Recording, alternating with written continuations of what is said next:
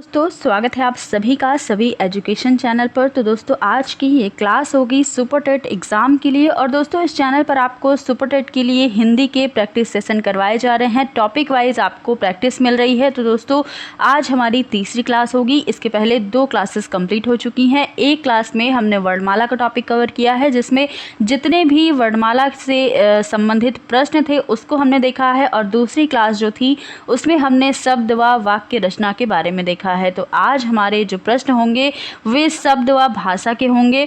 हम जानेंगे कि कौन सा शब्द किस भाषा का है। तो इस तरह के जो भी प्रश्न आपके एग्जाम में आते हैं वे सारे प्रश्न यहाँ पर रखे गए हैं। हो सकता है कि कुछ प्रश्न इनमें से आपके एग्ज़ाम में पूछ भी दिया जाए, तो आप किसी भी प्रश्न को कम मत आका करिए। कोई भी प्रश्न आपके एग्ज़ाम में कहीं से भी दे सकता है एग्जामिनर। तो दोस्तों आज हम जो प्रश्न करेंगे वे बहुत ही अच्छे होंगे और आप इस क्लास में लास्ट तक बने रहिएगा।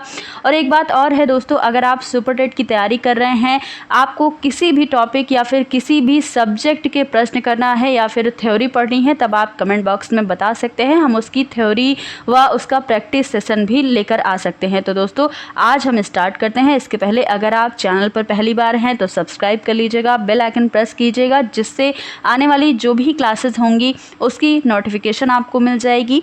देखिएगा पहला प्रश्न क्या है। तो दोस्तों कैंची किस भाषा का शब्द है ये बताइएगा। हिंदी भाषा का शब्द है, अंग्रेजी का है, पुर्तगाली का है या फिर तुर्की भाषा का शब्द है। तो दोस्तों कैंची जो होता है, जो आप रेगुलर यूज़ करते हैं अपने घरों में कपड़ों को काटने के लिए या फिर किसी भी चीज़ को काटने के लिए कैंची जो यूज़ होती है, यह तुर्की भाषा का शब्द है। ये हमारे भारत का शब्द नहीं है या फिर हिंदी भाषा का शब्द नहीं है। तो दोस्तों ये तुर्की भाषा का है, ये आपको याद रखना है। और देख लेते हैं जैसे आका, कुली, तोप, बहादुर, मुगल, चेचक, सौगात, सुराग, लाश, चमचा, चुगल, लफंगा, तलाश, तमगा, जाजिम, उर्दू और कालीन। ये सारे शब्द आपको पता चले और ये सारे क्या हैं, तुर्की भाषा के ही शब्द हैं। तो ये चीज़ें आपको याद रखनी है। अगर आप कहीं भी नोट्स बना रहे हैं तब आप अपने नोट्स में इन्हें ज़रूर शामिल कीजिएगा। अगला प्रश्न है, देखिएगा अचार शब्द किस भाषा से आकर हिंदी में प्रयोग होता है। अचार जो आप बनाते हैं अपने घरों में, इस समय अचार का मौसम भी चल रहा है, लोग अपने घरों में अचार बना रहे हैं आम का।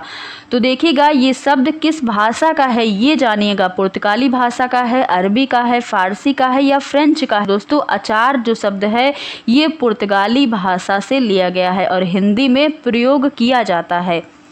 आगे देखिएगा अचार के अलावा कॉफ़ी, काजू, पपीता, आलपीन, अलमारी, गमला, पिस्तौल, इस्पात, कमरा, बम्बा, बाल्टी, तंबाकू, तौलिया और पादरी, संतरा, ये सारे जो शब्द हैं ये भी पुर्तगाली भाषा के शब्द हैं। तो देखिए आपको एक प्रश्न से कितने सारे प्रश्न आपके क्लियर हो रहे हैं, कितने सारे शब्द आपको जानने को मिल रहे हैं कि कौन कौन सी भाषा के शब्द हैं। तो दोस्तों अगले प्रश्न कौन सा है, देखेंगे निम्नलिखित शब्दों में से एक फारसी भाषा का शब्द है। कौन सा है, कबूतर है, कठफोड़वा है, मोर या कौवा। तो दोस्तों जो कबूतर है यही हमारा फारसी भाषा का शब्द है। आगे आप देख सकते हैं कई सारे शब्द आपको फारसी भाषा के यहाँ पर दिख जाएंगे। कबूतर है, अफसोस है, अदा, आराम, आवारा। देखिए यहाँ पर बहुत सारे शब्द हैं। अगर हम एक एक शब्द को पढ़ने लगे तब आपकी ये क्लास काफ़ी लॉन्ग हो जाएगी। तो आप लॉन्ग क्लास को देखना पसंद नहीं करते हैं, तो दोस्तों इसलिए ये चीज़ें आप खुद ही नोट कर लीजिएगा और पढ़ लीजिएगा। अगला प्रश्न है, निम्नलिखित शब्दों में से एक अंग्रेजी भाषा का नहीं है। कौन सा नहीं है, लालटेन है, रेल है, इंजन है या कूपन। कौन सा अंग्रेजी भाषा का नहीं है, तब ये काहे का होगा ये भी बताइएगा। तो दोस्तों जो डी में है कूपन दिया गया है, ये अंग्रेजी भाषा का शब्द नहीं है और ये क्या है, ये फ्रेंच भाषा का शब्द है। तो ये आपको याद रखना है और सारे क्या हैं, अंग्रेजी भाषा के शब्द हैं। अगला प्रश्न है, निम्नलिखित शब्दों में से एक विदेशी भाषा का नहीं है। कौन सा, तो औरत, कमीज, गमला और बूंद। कौन सा विदेशी भाषा का नहीं पूछा है, ये चीज़ आप ज़रूर ध्यान रखिएगा कि नहीं अगर दे देता है तब वहाँ पर आपको विशेष ध्यान देना है। यहाँ पर क्या पूछा है, विदेशी भाषा का नहीं है, तो हमारा बूंद जो शब्द है यही विदेशी भाषा का नहीं है। ये काहे का है, तो ये अरबी भाषा का शब्द है। अगला प्रश्न है, हिंदी में प्रयुक्त शब्द जो बाल्टी का प्रयोग आप करते हैं ये किस तरह का शब्द है? तत्सम है, तद्भव है, देशज है या विदेशज है? तो दोस्तों ये जो बाल्टी शब्द है ना, ये विदेशज शब्द होता है। तो ये आपको याद रखना है। संतरा, साबुन, तौलिया, ये सारे क्या हैं? ये सारे पुर्तगाली होते हैं। अगला प्रश्न है, तत्सम शब्द का चयन करें। तो तत्सम तद्भव भी आपने बहुत अच्छे से पढ़ रखा होगा, तो बताइएगा जल्दी से कि तत्सम शब्द कौन सा है? घोटक है, घड़ा है, घर है या घी है? तो घोटक जो है ये घोड़ा का तत्सम होता है, इसलिए हमारा तत्सम शब्द होगा, यानी कि ऑप्शन नंबर ए सही हो जाएगा। घी का क्या होता है तत्सम? घी का घृत होता है। तो ये चीज़ें भी आपको याद रखनी है। साथ ही साथ अगला प्रश्न है, तद्भव शब्द क्या कहलाते हैं? जो संस्कृत से विकृत होकर हिंदी में आए, या जो सीधे संस्कृत से लिए गए हों, जो विदेशी भाषा से लिए गए हों, या फिर जिनके उत्पत्ति की कोई जानकारी ही ना हो। तो दोस्तों तद्भव शब्द वे होते हैं जो संस्कृत से विकृत होकर हिंदी में सीधे प्रयोग कर लिए जाते हैं, यही हमारे तद्भव शब्द होते हैं। अगला प्रश्न है, जिन शब्दों की उत्पत्ति के बारे में हमें जानकारी नहीं होती वे कहाँ से लिए जाते हैं, उन्हें क्या कहते हैं? विदेशी, देशज, तद्भव या तत्सम? तो दोस्तों जिन शब्दों की हमें कोई जानकारी नहीं होती कि ये कहाँ से इनकी उत्पत्ति हुई है, तो ये जो होते हैं ये देशज शब्द होते हैं, ये आपको याद रखना है। अगला प्रश्न है कि निम्नलिखित में से देशज शब्द कौन सा है? हाथ है, कमल है, लोटा है या पैर है? तो देशज शब्द हमारा क्या है? लोटा, जो आप घरों में प्रयोग करते हैं पानी पीने के लिए, लोटे को। अगला प्रश्न है, विदेशी भाषा से हिंदी भाषा में सर्वाधिक शब्द किस भाषा से आए हैं? तुर्की से आए हैं, अरबी से, फारसी से या फिर अंग्रेजी से? तो सबसे ज़्यादा हिंदी में हम प्रयोग करते हैं फारसी शब्दों को, तो सबसे ज़्यादा शब्द फारसी से लिए गए हैं हिंदी के। तो यहाँ पर हमारा आंसर क्या होगा? ऑप्शन नंबर सी हो जाएगा। अगला प्रश्न है, आराम शब्द किस विदेशी भाषा से आया है? तुर्की, अरबी, अंग्रेजी या फारसी? तो जो आराम शब्द है ये फारसी से लिया गया है इसे, तो हमारा ऑप्शन नंबर डी बिल्कुल करेक्ट हो जाएगा। अगला प्रश्न है कि तत्सम शब्द को पहचानिए। सोरठा, चित्रकार, परख या फिर थन? तत्सम शब्द कौन सा है बताइएगा। तो दोस्तों यहाँ पर हमारा क्या है? चित्रकार जो है ये हमारा तत्सम शब्द है, तो ऑप्शन नंबर बी सही है। आगे देख लेते हैं इसका तद्भव क्या होगा। तो दोस्तों चित्रकार का तद्भव चितेरा होता है। परख और थन जो दिए हैं ये तद्भव शब्द हैं, और परीक्षा एवं स्तन क्या होते हैं? इसके तत्सम रूप होते हैं। सोरठा भी दिया गया है प्रश्न में, ऑप्शन में, तो सोरठा क्या है? ये भी एक तद्भव शब्द है और इसका तत्सम होता है सौराष्ट्र। तो ये चीज़ें आपको यहाँ से पता चल गई। अगला प्रश्न है, निम्नलिखित शब्दों में से तत्सम कौन सा है? सिंगार है, श्रृंगार है, श्रृंगार है या फिर पटार है? तो दोस्तों श्रृंगार जो है, देखिए ये दोनों आप कह रहे होंगे कि श्रृंगार तो दोनों ही है, लेकिन ये जो वर्तनी है बी वाले ऑप्शन की ये गलत है। श्रृंगार को हम ऐसे लिखते हैं, इसलिए हमारा ऑप्शन नंबर सी सही होगा, और ये क्या है? तत्सम शब्द है।